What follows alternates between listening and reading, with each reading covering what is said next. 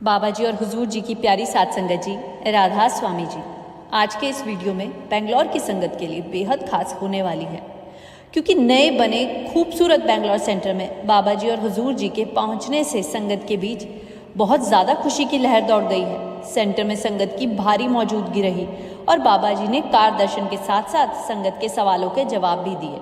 आज हम आपको एक एक करके वही महत्वपूर्ण सवाल जवाब सुनाने जा रहे हैं, जिनमें ज़िंदगी की परेशानियों से लेकर सफलता, शादी, प्रसाद, भजन, सिमरन, पुराने दुख, दूसरों की मदद और अपने मन की भुलाई तक कई ज़रूरी बातें सामने आई है।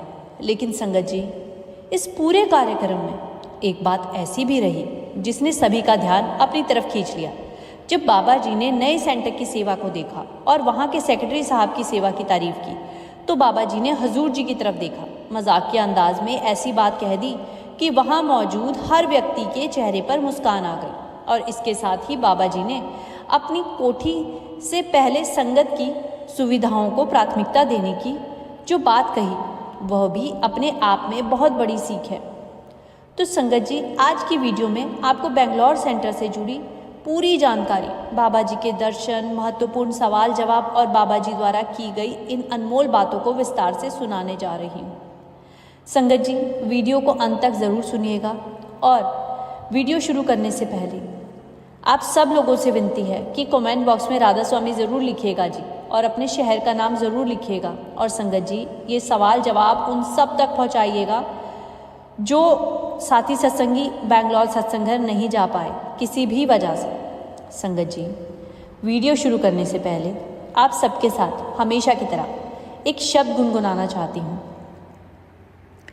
रांझा रांझा कर दीनी मैं, रांझा रांझा कर दीनी मैं, आपे रांझा होई, आपे रांझा होई, सतोनी मैनू दी दो रांझा, हीर ना खो कोई, हीर ना खो कोई। संगत जी, आज बेंगलोर के नए बने खूबसूरत सेंटर में संगत के सारे रिकॉर्ड तोड़ दिए। कुछ लोग मुझे कहते हैं कि बाबा जी के चाहने वाले साउथ इंडिया में बहुत कम हैं, लेकिन आज बेंगलोर जो कि साउथ इंडिया में है और वहाँ पर 3 लाख से ज़्यादा संगत बाबा जी के दर्शनों पे पहुँची थी। बाबा जी और हुजूर जी ने संगत को कार दर्शन दिए और सवाल जवाब कार्यक्रम भी हुआ।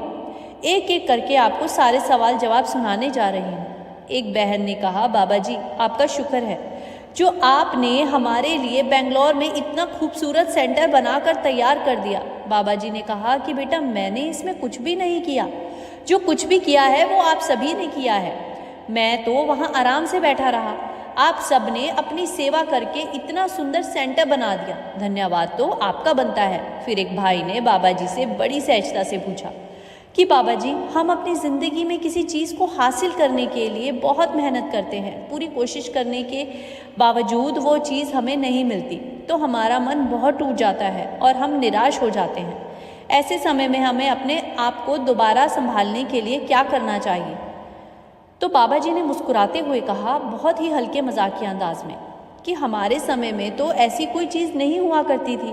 बाबा जी की ये बात सुनकर संगत भी मुस्कुराने लगी। फिर बाबा जी ने मजाकिया अंदाज में कहा कि हमारे समय में तो मोटिवेशन रहता था, हमें अगर एक थप्पड़ भी पड़ जाता था तो वही हमारे लिए मोटिवेशन बन जाता था। बाबा जी ने हंसते हुए कहा कि हमारी डिक्शनरी में तो डीमोटिवेशन जैसा कोई शब्द ही नहीं होता था। ये सुनते ही पूरी संगत के बीच हंसी का माहौल बन गया। इसके बाद बाबा जी ने उस भाई को समझाते हुए कहा कि बेटा, जिंदगी में मेहनत करना हमारे हाथ में है। अगर हम ईमानदारी से कोशिश करते रहें तो हमें अपनी तरफ से पूरी मेहनत करनी होगी। हर बार परिणाम हमारी इच्छा के अनुसार मिले ये ज़रूरी तो नहीं है ना। लेकिन इसका मतलब ये भी नहीं है कि हमें प्रयास करना ही छोड़ देना चाहिए। इसीलिए जब कोई चीज़ पहली कोशिश से हासिल ना हो तो निराश होकर बैठने के बजाय दोबारा प्रयास करें, मेहनत करते रहो और अपनी तरफ से कोई कमी मत छोड़ो। इसके बाद एक लड़की ने बाबा जी से पूछा कि बाबा जी, मेरे घर वाले मेरी शादी को लेकर काफ़ी चिंतित हैं, लेकिन मैं अभी शादी नहीं करना चाहती। मेरे मन में आगे बढ़ने के लिए बहुत सारे सपने हैं और मैं अपनी ज़िंदगी में कुछ हासिल करना चाहती हूँ। ऐसे में जब परिवार बार बार मुझ पे शादी की बात करता है ना, तो मुझे समझ नहीं आता कि उनकी बात को किस तरह समझूं। बाबा जी ने उसे समझाते हुए कहा कि बेटा, इस दुनिया में कौन से माता पिता होंगे जिन्हें अपने बच्चों की चिंता ना होती हो। माता पिता भी अपनी जिम्मेदारियों को लेकर सोचते हैं। जब उन्हें लगता है कि अब बच्चों की शादी का समय आ गया है तो उनके मन में ये विचार आता है कि हमारी बेटी का घर बस जाए और हम भी अपनी इस जिम्मेदारी से निश्चित हो जाएं। बाबा जी ने कहा कि हमें केवल अपनी तरफ से ही किसी बात को नहीं देखना चाहिए, कभी कभी हमें सामने वाले की स्थिति को भी समझने की कोशिश करनी चाहिए। तुम ये सोचो कि तुम्हारे माता पिता बार बार शादी की बात क्यों कर रहे हैं। उनके मन में भी तुम्हारे भविष्य को लेकर चिंता होगी और ये अपनी सोच के अनुसार तुम्हारे लिए अच्छा ही चाहते हैं। लेकिन बेटा, तुम्हें परेशान होने की ज़रूरत नहीं है। जब शादी का सही समय आएगा तब शादी भी हो जाएगी। इसीलिए अभी अपने मन पर अनावश्यक दबाव मत डालो। अपनी जिम्मेदारियों को समझो, अपने भविष्य के बारे में सोचो और माता पिता की भावनाओं को भी समझने का प्रयास करें। इसके बाद एक बहन ने बाबा जी से एक सवाल किया जिसे लेकर कई लोगों के मन में अक्सर भ्रम रहता है। उसने पूछा कि बाबा जी, जब किसी सत्संगी की मृत्यु हो जाती है तो कुछ लोग कहते हैं कि उनकी अस्थियों को केवल ब्यास नदी में ही प्रवाहित करना चाहिए। क्या वास्तव में ऐसा करना ज़रूरी है? इसके पीछे क्या बात है? तो बाबा जी ने समझाते हुए कहा कि बेटा, अस्थियों को ब्यास में प्रवाहित करने से कोई विशेष फर्क नहीं पड़ता। उन्हें जहाँ चाहो वहाँ प्रवाहित कर सकते हो, चाहे ब्यास नदी हो या कोई दूसरी जगह। इसके बाद बाबा जी उस बहन को एक महत्वपूर्ण बात समझाई कि असली मकसद ये नहीं है कि मृत्यु के बाद शरीर के साथ हम क्या करते हैं। असली बात तो ये है कि हमें इंसान की कदर उसके जीते जी ही करनी है। जब कोई व्यक्ति हमारे सामने है तब उसके साथ प्रेम से रहना, उसका सम्मान करना और उसकी अच्छाइयों को समझना ज़्यादा ज़रूरी है। मृत्यु के बाद शरीर के साथ कौन सी प्रतिक्रिया अपनाई गई, उससे इस व्यक्ति के प्रति हमारे प्रेम की असली कीमत तय नहीं होती। बाबा जी ने यह भी समझाया कि किसी के जाने के बाद उसकी बुराई करना शुरू नहीं कर देना चाहिए। ये कहना कि वो ऐसा था, वो वैसा था, उचित नहीं था। हर इंसान को मालिक ने अपने तरह बनाया है और हमें हर समय उस मालिक का शुक्र करना चाहिए। संगत जी, इस सवाल का सबसे बड़ा संदेश तो यही था ना कि किसी की कीमत उसके जाने के बाद नहीं बल्कि उसके जीते जी ही होनी चाहिए। फिर इसके बाद एक बहन ने सवाल किया, बाबा जी कि प्रसाद को लेकर सवाल किया।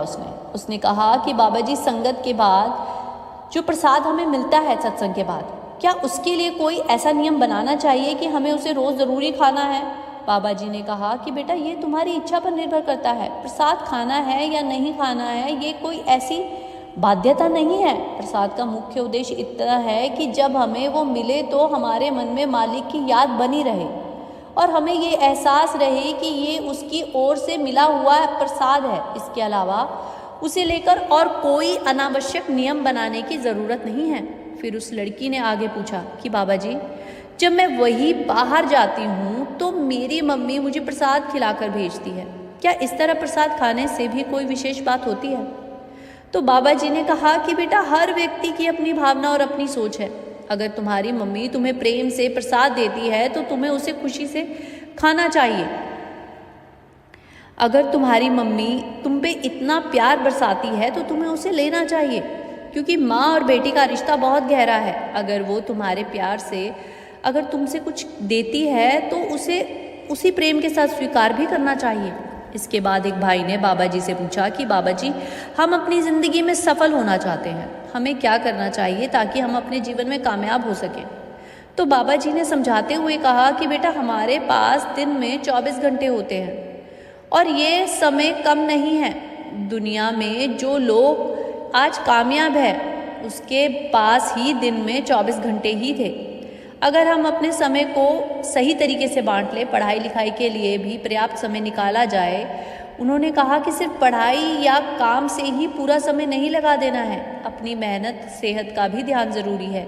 खेलना कूदना चाहिए, जीवन में कोई अच्छी हॉबी भी होनी चाहिए। बाबा जी ने समझाया कि जब ज़िंदगी में संतुलन बना रहता है तो हमारा जीवन ज़्यादा सकारात्मक रहता है और हमें अपनी बाकी जिम्मेदारियों के लिए भी समय मिल जाता है। उन्होंने कहा कि इन 24 घंटों में हम पढ़ाई, खेल, अपनी हॉबी और दूसरे ज़रूरी कामों के लिए समय निकाल सकते हैं। इसी तरह हमें भजन, सिमरन और सेवा के लिए भी समय ज़रूरी रखना चाहिए।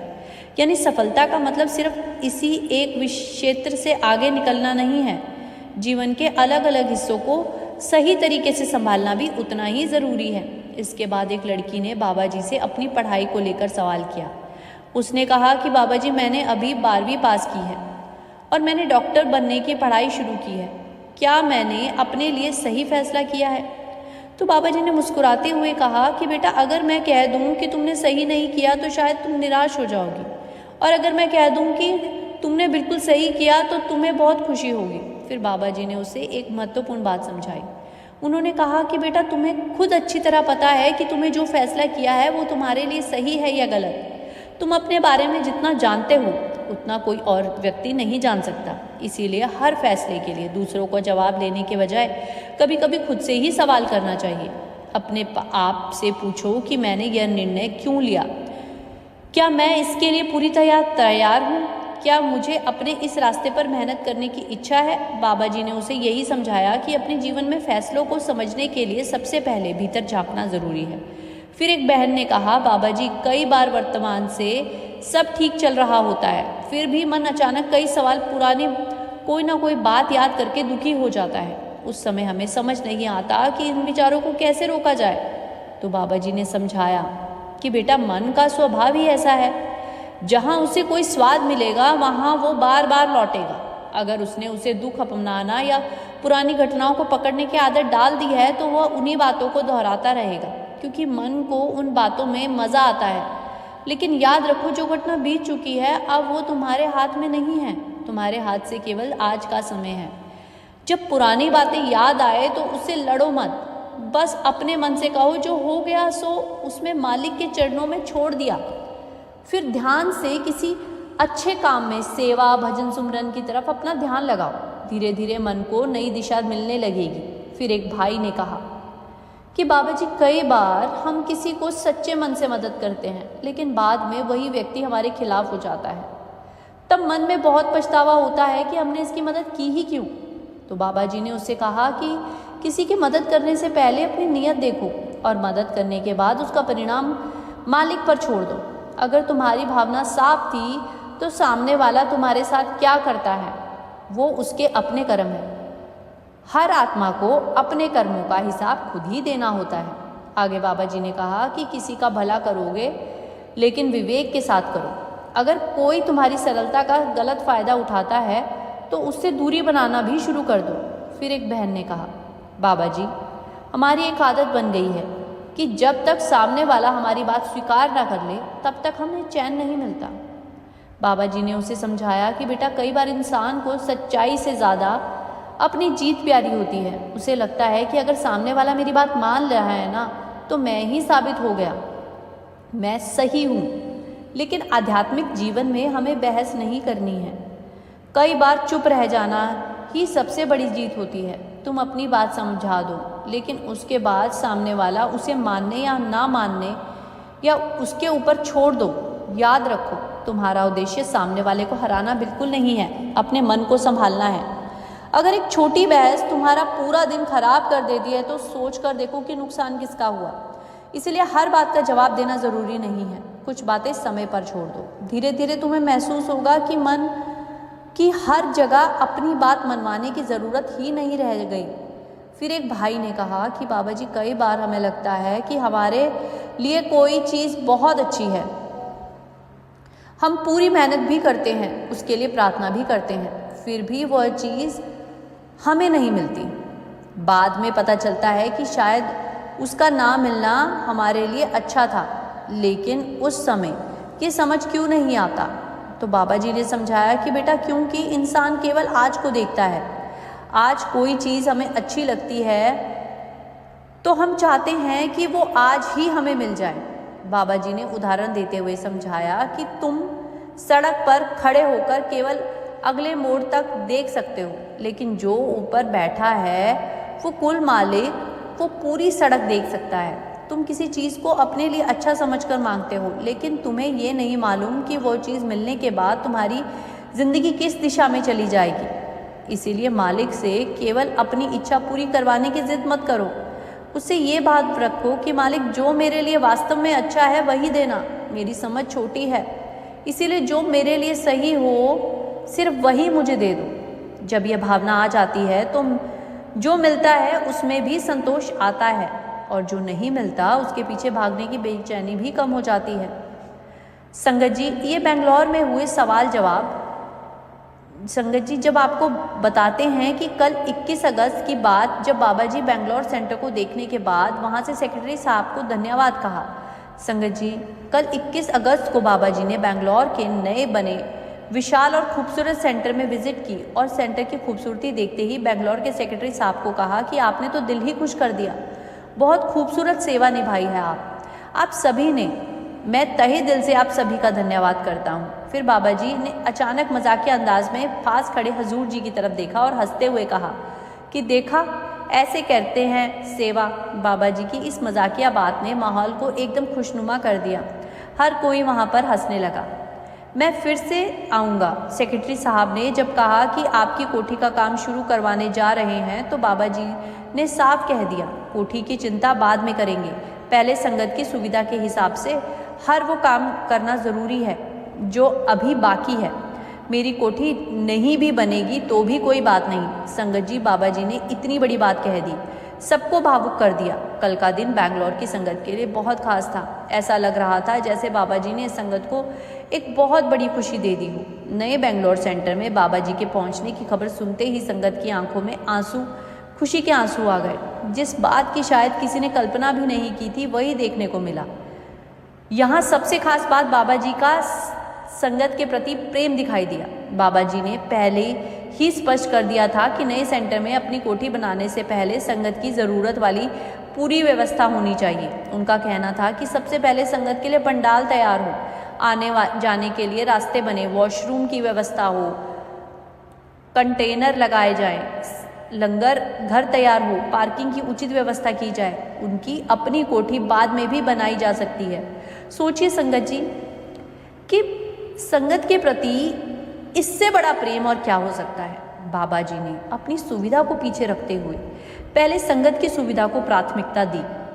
बाबा जी की ओर से दिशा मिलते ही सेवा का काम बहुत तेजी से आगे बढ़ने लगा। संगत ने पूरी लगन के साथ सेवा संभाल ली और देखते ही देखते सेंटर का स्वरूप तैयार भी हो गया।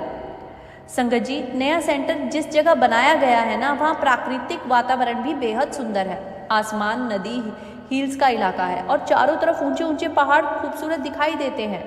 वहाँ की लाल मिट्टी और प्रकृति वातावरण सेंटर की खूबसूरती, सुंदरता को बढ़ा देते हैं। अगर कोई ये कह दे कि यह जगह किसी शांत और सुंदर आध्यात्मिक धाम जैसी लगती है, तो शायद इसमें कोई हैरानी वाली बात नहीं होगी। संगत जी, संगत की सेवा का भी क्या कहना। बाबा जी की ओर से संकेत मिलते ही अलग अलग जगहों में सेवादार वहां पहुंचने लगे। कोई पंजाब से आया था, कोई उत्तर प्रदेश से, कोई हरियाणा और कोई देश के दूसरे हिस्सों से संगत वहां पहुंच रही है। जिस काम को शुरू हुए अभी ज़्यादा समय भी नहीं हुआ है, वो इतनी तेज़ी से आगे बढ़ता हुआ देखने को मिला कि देखते ही देखते सेंटर का बड़ा हिस्सा तैयार हो गया। पंडाल का काम काफ़ी हद तक पूरा हो चुका है, वॉशरूम की व्यवस्था भी हो गई है और बाकी ज़रूरी कार्य भी बहुत तेज़ी से चल रहे हैं। अब सब देखकर एक बात साफ दिखाई देती है कि जब संगत सेवा के लिए एकजुट होकर खड़ी हो जाती है तो बड़े से बड़ा कार्य भी कम समय में पूरा हो जाता है। बाबा जी इससे पहले भी इन स्थानों पर आ चुके हैं। पिछली बार जब सेंटर का काम शुरू होना था तब बाबा जी ने यहाँ आकर इस जगह को देखा था और सेंटर में निर्माण की अनुमति भी दी थी। उस समय ये स्थान केवल एक ज़मीन थी, लेकिन आज बाबा जी कि दया दृष्टि और सेवादारों की मेहनत से उसी जगह पर एक सुंदर सेंटर ने आकार ले चुका है। इससे पहले भी बाबा जी के बेंगलोर आने के अवसर रहे थे। एक बार वे सिंगापुर से सीधे बेंगलोर पहुंचे थे, उसके बाद डेरे गए थे। फिर पिछले वर्ष दिसंबर के आसपास भी बेंगलोर आने का अवसर बना था। उस समय मौसम खराब होने की वजह से बाबा जी को कुछ समय बेंगलोर में ही रुकना पड़ा था और उड़ान की अनुमति मिलने में भी देरी मिली थी। इसी तरह आज बाबा जी का इस नए सेंटर में तीसरी बार पहुंचना हुआ है। जैसे ही बाबा जी का हेलीकॉप्टर नए सेंटर में पहुंचा, आसपास खड़ी संगत में खुशी की लहर दौड़ गई। सुरक्षा व्यवस्था के लिए पुलिस की गाड़ियां भी वहां मौजूद थी। सेंटर के आसपास बड़ी संख्या में संगत बाबा जी के दर्शन की प्रतीक्षा कर रही थी। हेलीकॉप्टर को देखकर संगत के चेहरों पर भी खुशी साफ दिखाई दे रही थी। हर कोई बाबा जी की एक झलक पाने के लिए उत्सुक था। इसके बाद बाबा जी ने पूरे सेंटर का जायजा किया। बाबा जी कार में आगे बैठे हुए थे और उनके साथ पिछली सीट पर हुजूर जी भी मौजूद थे। गाड़ी धीरे धीरे पूरे सेंटर के अलग अलग हिस्सों से होकर गुजरी ताकि बाबा जी वहाँ की व्यवस्थाओं को स्वयं देख सकें। बाबा जी ने सेंटर के अलग अलग स्थानों को दर्शन किए, मेन गेट की तरफ भी गए, कैंटीन की व्यवस्था भी देखी, लंगर घर का जायजा भी किया, सेवा समिति से जुड़े स्थानों पर भी पहुंचे। सड़क के किनारे काफ़ी संख्या में संगत बैठी हुई थी। जैसे ही बाबा जी वहाँ से गुजरे, संगत को उनके दर्शन प्राप्त हुए। बेंगलोर की स्थानीय संगत के साथ साथ पंजाब और देश के दूसरे हिस्सों से आई हुई संगत भी वहाँ मौजूद थी, क्योंकि अगले दिन में वहाँ 2 दिवसीय कार्यक्रम भी शुरू होना है। कार्यक्रम में सवाल जवाब, सत्संग और कार दर्शन जैसे अवसर शामिल होने वाले हैं। फिर कुछ देर के बाद बाबा जी नए सेंटर का दौरा करने के बाद वापस पुराने सेंटर की ओर लौट गए थे। संगत जी, अब अगला भंडारा अगले हफ्ते रुद्रपुर में होने जा रहा है। हम कोशिश करेंगे कि वहाँ के सवाल जवाब भी आप तक पहुँचा सकें। संगत जी, अगर आपने ये वीडियो पूरा सुना है तो ये सारी इन्फॉर्मेशन आप दूसरे साथी सत्संगियों के साथ ज़रूर साझा कीजिएगा संगत जी, और स्पेशली उन सत्संगियों तक ज़रूर पहुँचाइएगा जो किसी भी कारणवश ना डेरा ब्यास जा सकते हैं, ना या किसी और भंडारे में हिस्सा ले सकते हैं। आज के लिए यहीं विदा लेती हूँ। राधा स्वामी जी।